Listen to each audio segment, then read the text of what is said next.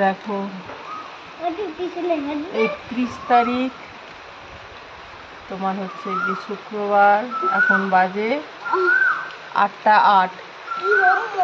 বৃষ্টি পড়ছে, এরকমের আবহাওয়া কলকাতাতে এই ধরনের। আর আমরা জানালায় বসে আছি মামে। তিন মামে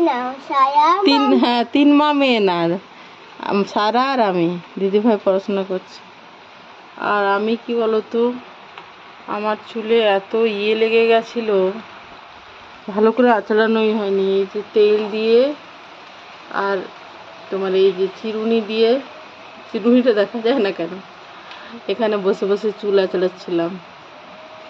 তোমাদেরকে আমি দেখাচ্ছি যে ঠিক কতটা চুল আমার উঠে গেল। দেখো, মানে আমার প্রচুর চুল দেখে মনে যদি হয় যে তোমার চুল আমার ওঠে না, ব্যাপারটা সেরম নয়।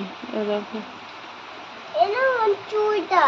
কি বলতো, বাড়ি গেছিলাম তো, শ্যাম্পু ট্যাম্পু দেওয়া ছিল, তেলই দেওয়া হয়নি ভালো করে, ওই জন্য হয়নি। কালকে যে ভীষণ পরিমাণ গরম ছিল না, দেখছো কতটা চুল, তাতে করে কি বলতো চুল ছাড়ানোই হয়নি। ওই শ্যাম্পু দিয়ে রেখে দেওয়া, ভালোভাবে ছাড়ানো হয়নি। ঘাড়ের তলায় ওটা এত জমেছিল না, মানে এত ব্যথা পেলাম কি বলবো। আর এই অবস্থা দেখো, এইরকম অবস্থা।